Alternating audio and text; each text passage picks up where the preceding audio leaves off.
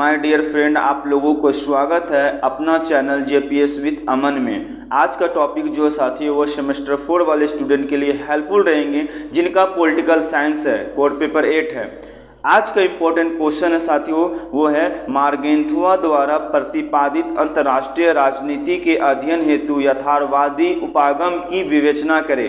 अगर इस टाइप का क्वेश्चन आता है तो सबसे पहले आप लोग इंट्रोडक्शन से आंसर को स्टार्ट कीजिए। चलिए देखिए इजी वे में किस तरह से इंट्रोडक्शन दिया जाता है। चलिए, हंस मार्गेंथु 20वीं सदी के अंतर्राष्ट्रीय राजनीति के अध्ययन में अग्रणी विद्वानों में से एक थे। मतलब 20वीं सदी के विद्वानों में से एक विद्वान थे, अग्रणी विद्वान में से एक विद्वान माने जाते थे। कौन? हंस मार्गेंथुआ। ओके, चलिए नेक्स्ट, उन्होंने अंतर्राष्ट्रीय संबंधों के सिद्धांत और अंतर्राष्ट्रीय कानून के अध्ययन में ऐतिहासिक योगदान दिया। मतलब बहुत ज़्यादा अपना योगदान दिए। और उनकी पुस्तक राष्ट्रों के बीच राजनीति यानी 1948 में पहली बार प्रकाशित हुआ था। मतलब जो योगदान में मतलब योगदान दिए तो उसमें से एक पुस्तक भी लिखते थे, वो राइटर भी थे ना, तो वो उनका पुस्तक एक था राष्ट्रों के बीच जो राजनीति है वो कब प्रकाशित हुआ था? तो आप लोगों को याद रखना 1948 में, ऑब्जेक्टिव के लिए। ठीक है, ओके नेक्स्ट देखिए,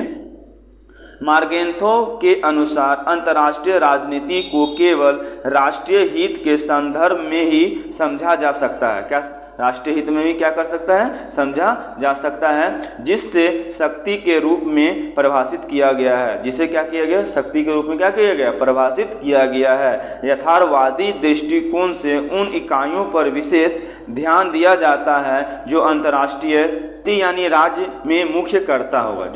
जो अंतर्राष्ट्रीय राजनीति यानी राज्य के क्या होगा? मुख्य कर्ता होगा। ठीक है, नेक्स्ट देखिए, राष्ट्रीय हित पर जोर देने के कारण इसे यथार्थवादी दृष्टि को कहा जाता है। मतलब दृष्टिकोण कहा जाता है। यथार्थवादी दृष्टि कहने का मतलब, यथार्थवादी कहने का मतलब समझ लिए कि वो राष्ट्रीय हित पर क्या होता है? ज़्यादा जोर देता है। ठीक है, क्या देता है? राष्ट्रीय हित पर ज़्यादा जोर देता है। ओके, आगे देखिए कि और मार्गेंथुआ का दावा है कि उनका जो सिद्धांत है वो भी क्या है? यथार्थवादी है। यथार्थवादी कहने का मतलब जस्ट बताएं, वो राष्ट्र हित पर क्या देता है? ज्यादा जोर देता है। ठीक है, ओके, उसी तरह से जो मार्गेंथुआ का जो सिद्धांत था वो भी क्या था? यथार्थवादी था, यानी कि वो राष्ट्र हित पर क्या दे रहा था? जोर दे रहा था उनका भी सिद्धांत। ठीक है, क्योंकि यह मानव स्वभाव को उसी यथार्थवादी रूप में देखता है जैसे वह हमेशा से रहा है। मतलब जैसे से वह हमेशा से रहा है उसी के रूप में वो क्या करता है? देखता है। इतना अंतर्राष्ट्रीय ऊपर की वास्तविकता को चित्रित करके मार्गेंथुआ साबित करता है कि अंतर्राष्ट्रीय राजनीति सत्ता के लिए क्या है? संघर्ष है। अंतर्राष्ट्रीय राजनीति अगर करना चाहते हैं, सत्ता लेना चाहते हैं, वो के लिए क्या है? एक संघर्ष करना होगा। संघर्ष माना जाता है। क्या? संघर्ष का रूप माना जाता है। ठीक है, ये था। आप लोगों को इस तरह से इंट्रोडक्शन दे सकते हैं मार्गेंथुआ के बारे में। ठीक है, अब चलते हैं हम लोग मार्गेंथुआ के राजनीतिक यथार्थवाद के जो सिद्धांत था उसको वर्णन करते। कितने सिद्धांत थे? तो 6 सिद्धांत थे। अगर ऑब्जेक्टिव में पूछा जाएगा तो आप लोग ध्यान दीजिएगा, कितना सिद्धांत है? 6 सिद्धांत है। चलिए हम लोग एक एक करके आप लोग देखेंगे। पहले देख लीजिए, समझ लीजिए आगे कि मार्गेंथुआ ने यथार्थवाद के 6 सिद्धांतों को वर्णन किया। कितना? 6। ठीक है, याद रखना है, जिनको मिलाकर संपूर्ण रूप से यथार्थवाद अंतर्राष्ट्रीय राजनीति के एक पूर्ण सिद्धांत बनता है। क्या बनता है? एक राजनीति, अंतर्राष्ट्रीय राजनीति का एक पूर्ण सिद्धांत बनता है। तो चलिए हम लोग 6 सिद्धांत को हम लोग एक एक करके देखेंगे। पहला सिद्धांत है राजनीति पर प्रभाव डालने वाली सभी नियमों की जड़ें मानव प्रकृति में होती है। मानव प्रकृति में होती है। मतलब राजनीति का जितना भी प्रभाव होगा सब किस में होगा? जड़ होगा, जहाँ मानव प्रकृति में होगा। मानव का कैसा प्रकृति है उसमें ही क्या होगा? उसका जड़ होगा, मतलब उसका मूल होगा। ठीक, अब हम लोग देखते हैं वो फर्स्ट सिद्धांत को डिफाइन करते हैं, किस तरह से इसमें क्या क्या बात कही गई है उस चीज को हम लोग अच्छी तरह से समझने की कोशिश करते हैं ताकि हमारा एग्जाम में लिखा जाए। चलिए देखिए, राजनीति सामान्य समाज की तरह राजनीति भी उन यथार्थवादी अथवा वस्तुपरक नियमों से संचालित होती है जो मानव प्रकृति में निहित है। मतलब कहने का मतलब होता है राजनीति भी किसके द्वारा संचालित होता है? मानव प्रकृति में। मतलब मानव द्वारा क्या होता है? संचालित होता है। जो मानव नियम बनाएगा उसी नियम पे क्या होगा? चलेगा। ठीक है, मनुष्य जिन नियमों के तहत क्रियाकलाप करता है यानी काम करता है वे सार्वभौम है और राजनीति के वास्तविक स्वरूप को समझने के लिए इन वस्तुनिष्ठ नियमों का ज्ञान होना क्या है, अत्यंत आवश्यक है। मतलब राजनीति को समझने के लिए आपको वस्तुनिष्ठ ज्ञान का रखना भी क्या है, ज्ञान होना भी क्या है, अत्यंत आवश्यक है। और तभी अनुभव व तथ्यों के आधार पर एक तर्क संगत राजनीतिक सिद्धांत की रचना कर सकते हैं। मतलब तब तक नहीं आप लोग राजनीतिक सिद्धांत की रचना कर सकते हैं जब तक वो मतलब अत्यंत ज्ञान, मतलब उसके अनुसार ज्ञान होगा तो ही आप क्या कर सकते हैं, राजनीतिक सिद्धांत का क्या कर सकते हैं, रचना कर सकते हैं। ये था फर्स्ट सिद्धांत। अब चलते हैं सेकंड सिद्धांत की ओर। क्या कहता है, देखिए, राष्ट्रीय हितों को शक्ति के रूप में परिभाषित किया जा सकता है। राष्ट्रीय हित को किसके रूप में परिभाषित किया जा सकता है, तो शक्ति के रूप में। तो देखिए क्या है सिद्धांत के अंदर, देखिए कि यह सिद्धांत मार्गेंथुआ के यथार्थवादी सिद्धांत का केंद्र बिंदु है। अब आपसे क्वेश्चन ऑब्जेक्टिव पूछेगा कि यथार्थवाद सिद्धांत का केंद्र बिंदु क्या था, तो याद रखना ऑब्जेक्टिव के लिए राष्ट्र हित क्या था, राष्ट्र हित। ठीक है, अंतर्राष्ट्रीय राजनीति शक्ति के रूप में परिभाषित हित है। ये क्या है, मार्गेंथुआ के अनुसार कह सकते हैं कि शक्ति के रूप में परिभाषित है अंतर्राष्ट्रीय राजनीति। ठीक है,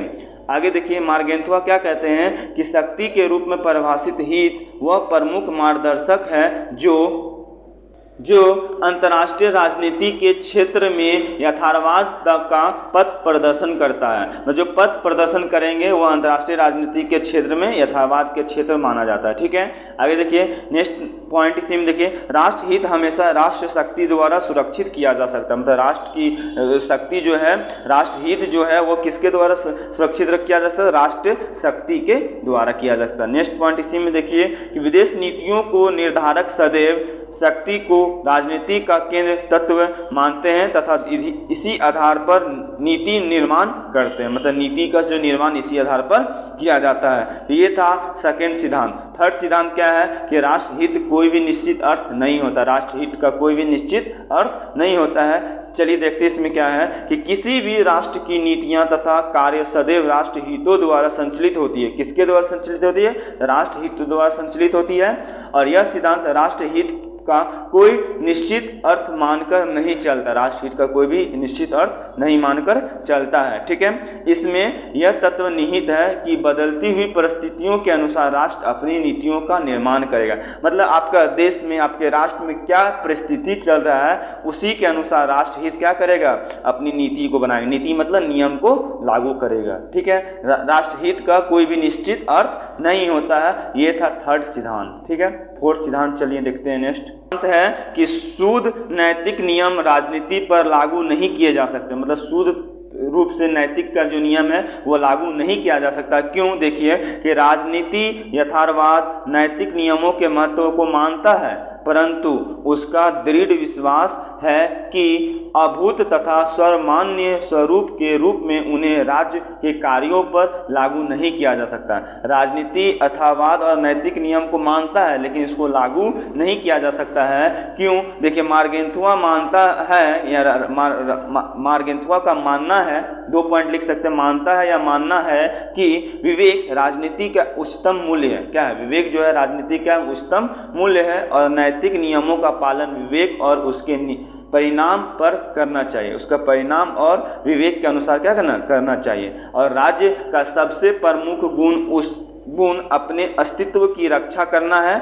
इससे कोई भी राष्ट्र समझौता नहीं कर सकता। मतलब अगर मान लीजिए राज का अस्तित्व ही नहीं रहेगा तो क्या राज बच सकता है, नहीं बच सकता ना। इसलिए उसके पास विवेक होना चाहिए और वो अपने परिणामों के पालन करना चाहिए। अगर ये सब रहेगा तो ही नहीं होगा, हो सकता है। इसलिए क्या करता है कि शुद्ध नैतिकता के नियम को जो है ना लागू नहीं किया जा सकता। मतलब राजनीति में यथार्थवाद और नैतिक के नियम को तो महत्व है लेकिन लागू नहीं किया जा सकता इसलिए। ठीक है, ये था फोर्थ पॉइंट। नेक्स्ट सिद्धांत देखिए क्या है कि एक राष्ट्र के नैतिक आकांक्षाओं तथा सार्वभौम नैतिक मूल्यों में अंतर होता है। तब क्या क्या अंतर होता है चलिए देखते हैं। नेक्स्ट ये अब 5 पॉइंट को डिफाइन करते हैं। 5वां सिद्धांत को क्या कहता है, देखिए कि राजनीति यथार्थवाद किसी राष्ट्र के नैतिक मूल्यों को सार्वभौम नैतिक मूल्यों से अलग मानता है। क्या मानता है, नैतिक मूल्यों को सार्वभौम नैतिक मूल्यों से क्या मानता है, अलग मानता है। क्योंकि कि राष्ट्र अपने राष्ट्र हितों को प्राप्त करने में संलग्न होता है, मतलब उसमें डूबा हुआ होता है, ठीक है, उसमें मिला हुआ रहता है उसमें,